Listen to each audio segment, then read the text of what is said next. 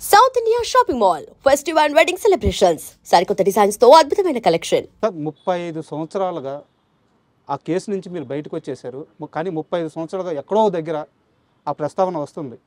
ఏదో ఒక సమయంలో అందరూ నమ్మిన కొత్త తరానికైనా సరే ఆ రోజు సుమన్ ఆ తప్పు చేయలేదని మళ్ళీ కొత్తగా వాళ్ళు తెలుసుకోవాల్సి వస్తుంది. అది జరిగి ఉండకూడదు, జరిగిపోయింది. అయితే ఆ కేసు జరిగిన రోజు నుంచి మీతో పాటు ఒక వ్యక్తి కూడా సఫర్ అవుతున్నారు, మెగాస్టార్ చిరంజీవి గారు. ఈ మొత్తం కేసులో ఆయన ఇన్వాల్వ్మెంట్ అస్సలు లేనే లేదు అని మీరు కనీసం కొన్ని 10 సార్లు క్లారిటీ ఇచ్చున్నారు. ఆయన మీడియా ముఖంగా ఇప్పటికే ఒక 5-6 సార్లు క్లారిటీ ఇచ్చున్నారు. ఇప్పటికీ ఆయన అంటే నచ్చని వాళ్ళు, ఆయన్ని తిట్టాలనుకునే వాళ్ళు, ఆయన్ని వ్యతిరేకించే వాళ్ళు ఇప్పటికీ ఆ కేసు మీద పెట్టి కింద కామెంట్లో సోషల్ మీడియాలో పెడుతూ ఉంటారు. మీరిద్దరు చేయాల్సిన అన్ని ప్రయత్నాలు చేశారు, ఇది తప్పు, ఆయన ప్రమేయం లేదు అని చెప్పేసి. కానీ ఇప్పటికీ అంటూనే ఉన్నారు. ఇందాక నేను మిమ్మల్ని ఒక వరం అడిగాను. ఆ వరం ఇప్పుడు మీరు చిరంజీవి గారికి ఫోన్ చేసి ఒక్కసారి దీపావళి శుభాకాంక్షలు చెప్తే. ఇప్పుడు అది అది వద్దు sir, I don't want to బార్జెన్.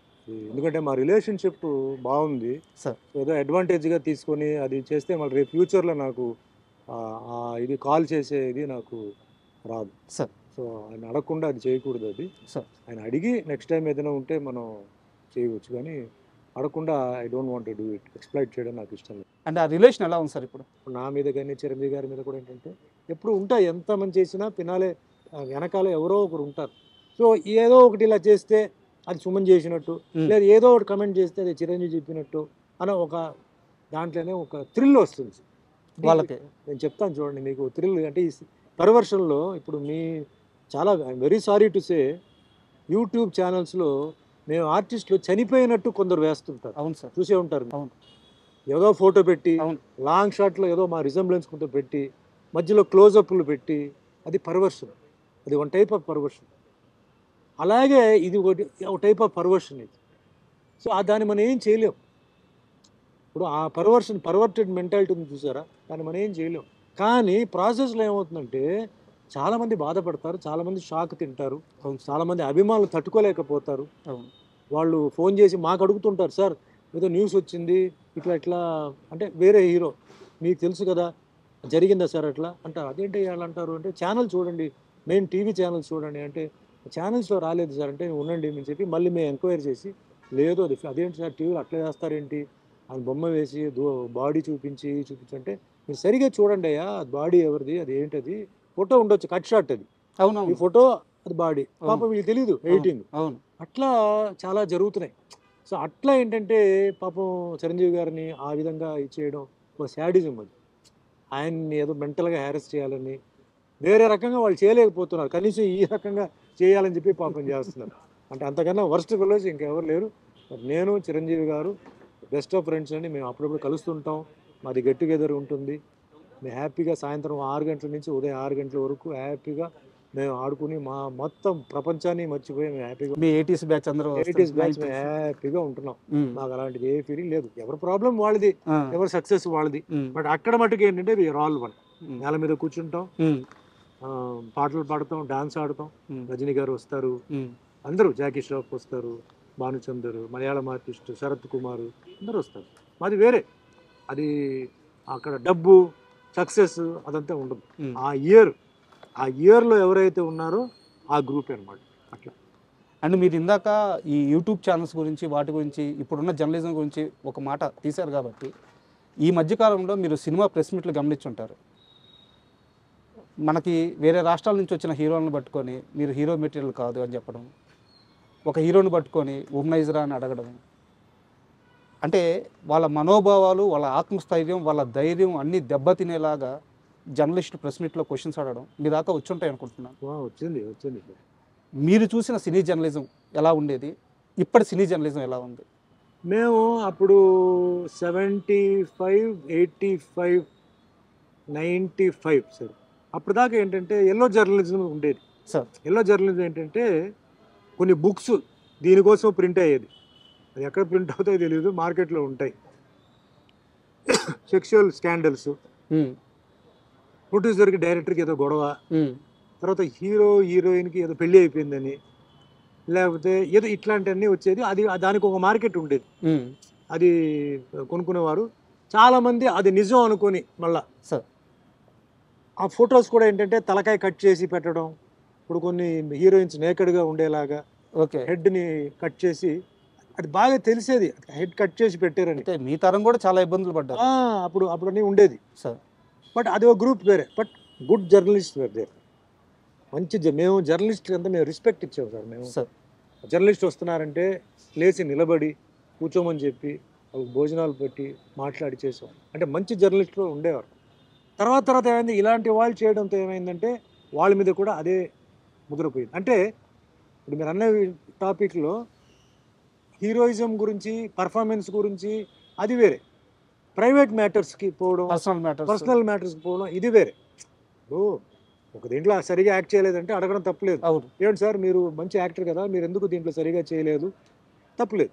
But వేరే ఎఫ్ఐఆర్ గురించి అడగడం, నిజమా కాదా తెలుసుకోకపోవడం, చెప్పడం, ఒకసారి అలా అనేసిన తర్వాత నేను అలా అనుకోలేదు సార్ ఇదా, అది తప్పది. Journalism is a profession sir. దాన్ని జాగ్రత్తగా కాపాడుకోవాలి. కరెక్ట్ క్వశ్చన్స్ అడగాలి. మీకు ప్రూఫ్ ఉందా చూపించండి, అడగండి. ప్రూఫ్ లేకుండా అలా అన్నారు, ఇలా ఊహించుకున్నాం. ఇప్పుడు ఒక హీరో హీరోయిన్ ఉన్నారు సార్, వాళ్ళు క్లోజ్గా మాట్లాడుతున్నారంటే వెంటనే మనం వాళ్ళు ఇద్దరు లవ్లో ఉన్నారు, ఎఫ్ఐఆర్లో ఉన్నారు అనుకోకూడదు. అవన్నీ పోయింది. ఇప్పుడు జనరేషన్ కూడా చేంజ్ అయిపోయింది సార్. ఇప్పుడు అబ్బాయిలు అమ్మాయిలు బయట వెళ్తున్నారు, హోటల్కి వెళ్తున్నారు, తింటున్నారు, బయట టూర్స్కి వెళ్తున్నారు, పేరెంట్స్ వదులుతున్నారు, ఎవరి డిస్టెన్స్ వాళ్ళు మెయింటైన్ చేస్తున్నారు. స్టూడెంట్స్ని ఇప్పుడు చాలామంది మనం తప్పుగా అనుకుంటాం, రాంగ్ అది. వాళ్ళు they are thinking in a different way. మనకన్నా వాళ్ళు 100 times బాగా, అంటే ప్రొఫెషన్గా మనం ఎలా ఎదగాలి, ఫ్యూచర్లో నువ్వు ఏమవుతున్నావు, ఏం చదువుకుంటున్నావు, నీ ప్లాన్ ఏంటి, ఈ విధంగా ఆలోచించే వాళ్ళు ఉన్నారు. టూర్స్కి వెళ్తున్నాం. ఆ మధ్యలో కొంచెం అలాంటివి వచ్చి కొంచెం జర్నలిస్ట్ మీద కొంచెం బ్యాడ్ వచ్చింది. జర్నలిస్ట్ని అవాయిడ్ చేయాలని చెప్పి కొన్ని వచ్చింది. కొన్ని జర్నలిస్ట్ మీద కూడా ఏంటంటే కొందరు వాళ్ళు మిస్బిహేవ్ చేయడం, వాళ్ళు మాట్లాడడం తెలియక ఏదో అంటే 10 మంది ముందు మనం అడిగితే అని చెప్తాం, అక్కడతో మేము కట్ చేసేస్తాం కదా, మేము ఎంకరేజ్ చేయం కదా. సో జర్నలిస్ట్ అనేది ఇట్స్ ఎ గ్రేట్ ప్రొఫెషన్. అది కరెక్ట్గా హ్యాండిల్ చేయాలి. కరెక్ట్గా చేస్తే ఎప్పటికీ మర్యాద ఉంటుంది, ఎప్పటికీ రెస్పెక్ట్ ఉంటుంది. లేకపోతే ఆ రెస్పెక్ట్ పోతుంది సార్. సార్ సుమన్ అనే వ్యక్తి పుట్టిందే ఆ శ్రీనివాసుని క్యారెక్టర్ చేయడానికి అని చెప్పి ఇప్పటికే కొన్ని లక్షల మంది నమ్మేశారు. మీరు నమ్మేయడం కాదు, నిజం కూడా అది. ఆ పాత్ర గొప్ప, అంటే ఆ పాత్ర గొప్పతనం అటువంటిది. అయితే ఆ పాత్ర సుమన్ గారి దగ్గరికి వచ్చే ముందు శోభన్ బాబు గారి దగ్గరికి వెళ్ళింది, ఆయన చేయలేను అన్నారు, తరువాత సుమన్ గారి దగ్గరికి వచ్చింది అని చెప్పి అంటారు. మీ దాకా వచ్చింది ఈ న్యూస్? లేదు సార్, అది రూమరే. ఎందుకంటే అప్పుడు నాగార్జున గారికి ఏజ్ వైజ్గా ఈక్వల్గా ఉండాలి, ఓకే, ఇమేజ్ వైజ్గా ఈక్వల్గా ఉండాలి, అప్పుడే బ్యాలెన్స్ చేయగలుగుతాం అని చెప్పేసి డిసైడ్ చేశారు సార్. ఇది రూమరే. శోభన్ బాబు గారు అప్పటికే రిటైర్ అయిపోయారు సార్. ఆయన రిటైర్ అయిపోయారు. అప్పట్లో ఆయన అందగాడు మీకు తెలుసు, ఆయన చేశారు. ఆ టైంలో ఆయన వెంకటేశ్వర స్వామి, రాముడు, కృష్ణుడు ఇవన్నీ ఆయన చేశారు. బట్ ఈ సినిమాలో అది ఓన్లీ రూమరే. ఎందుకంటే ఏజ్ బ్యాలెన్సింగ్ ఉంది, ఇమేజ్ బ్యాలెన్సింగ్ ఉంది సార్. అన్నమయ్య సినిమాలో అన్నమయ్య, నాగార్జున, మరి వెంకటేశ్వర స్వామి ఎవరు, ఆ ఏజ్ గ్రూపే రావాలి, ఆ బ్యాలెన్సింగ్ రావాలి. సో ఎవరు అక్కడ వెతకడం జరిగింది. ఆఖరికి వెతికి ఆఖరికి నాకు వచ్చింది అనమాట ఆ క్యారెక్టర్. తప్ప సోహన్ బాబు గారిని అడిగారు, ఆయన వద్దన్నాడు, అప్పుడు నా దగ్గరికి వచ్చింది. అది రాంగ్ న్యూస్, రూమర్సే. అండ్ కొన్ని నెలల క్రితం తిరుమల వెళ్ళి రాఘవేంద్రరావు గారిని కలిశాను నేను. సార్ని కలిసి ప్రసాదం ఇచ్చి సార్తో మాట్లాడినప్పుడు కూడా అంటే ఎప్పుడైనా సరే అన్నమయ్య అనే ఆ సినిమాని తీసిన వ్యక్తి కానీ, అందులో నటించిన వాళ్ళని కానీ, ఆ సినిమా గురించి మాట్లాడుతుంటే కానీ ఒక రకమైన గూస్బంప్స్. ఇప్పుడు కూడా ఆ సినిమాని ఇప్పుడు రిలీజ్ చేస్తే చూడాలని కొన్ని కోట్ల మంది ఎదురు చూస్తున్నారు సార్. ఎప్పుడు ఉంటుంది? Annamayya cannot be redone sir, but can be re-released. Yes. ఎందుకంటే అన్నమయ్య చేసినప్పుడు ప్రతి ఒక్కరు దాంట్లో ఒక గుడికి వెళ్తే మాల వేసుకుని ఎలా ఉంటారో ఆ విధంగా అందరూ ఉన్నారు సార్. భయం భక్తితో ఉన్నారు, అందరూ చాలా నిష్టగా చేశారు. నేను ఒకడనే కాదు, అందరూ. డైరెక్టర్ రాఘవేంద్ర గారు అయితే హ్యాట్స్ ఆఫ్. ఆయన ఎర్లీ మార్నింగ్ రావడం, ఆ ఒక డిగ్నిటీ మెయింటైన్ చేయడం. Annamayya cannot be remade sir, it can be only re-telecasted. అదే సార్, ఇప్పుడు అది డిజిటల్గా మళ్ళీ కరెక్షన్స్ చేసి మళ్ళీ అది చేయాలి. ఆ రాఘవేంద్ర గారే చెయ్యాలి, ఆయన చేతిలో ఉంది. అది రావాలి, మళ్ళీ ఒక రౌండ్ అది తిరగాలి. అనేది నా కోరిక. అంటే మీ నోటి ద్వారా వస్తే చాలా ఈజీగా పని అయిపోద్ది. వెంకటేశ్వర స్వామి గారికి మనం మెసేజ్ పెట్టాలి. ఆ వెంకటేశ్వర స్వామి దాన్ని మళ్ళీ రిలీజ్ చేసి, అంటే ఇప్పుడున్న డిజిటల్ కరెక్షన్స్తో, డిజిటల్ సౌండ్స్తో వాటితో చేసి, అంటే డాల్బీ సిస్టమ్ ఇలాంటివన్నీ బాగా ఇప్పుడు చేంజ్ అయింది కదా, ఆ లెవెల్లో దాన్ని చేస్తే నిజంగా చాలా గొప్ప విషయం, చాలా గొప్ప సినిమా అవుతుంది. అండ్ అది ఆయనే రాఘవేంద్ర గారే దాన్ని చెయ్యాలి. మేమందరం వెయిటింగ్ సార్ ఆ సినిమా కోసం. నేను జీవితంలో ఎంతోమంది డైరెక్టర్స్తో వర్క్ చేశాను. రాఘవేంద్ర గారితో నేను కమర్షియల్ సినిమా చేయాలని చెప్పి అనుకున్నాను, అవకాశం రాలా. నాకు మార్కెట్ ఉన్నప్పుడు ఆయన బిజీ, నాకు ఆయనకి ఖాళీ చేద్దాం అన్నప్పుడు నాకు మార్కెట్ కొంచెం అప్ అండ్ డౌన్. ఆయనంతా ఒక సిస్టమ్, నీకు వదిలేసాను తర్వాత చూద్దాను. కానీ భగవంతుడు ఏం చేశాడు, అద్భుతం. అదంతా వద్దురా నీకు, అంతకన్నా బెటర్ ఇస్తాను నేను రాఘవేంద్రరావుతో, ఉండని చెప్పి ఇది ఆయన చేతులతో నన్ను చేశారు.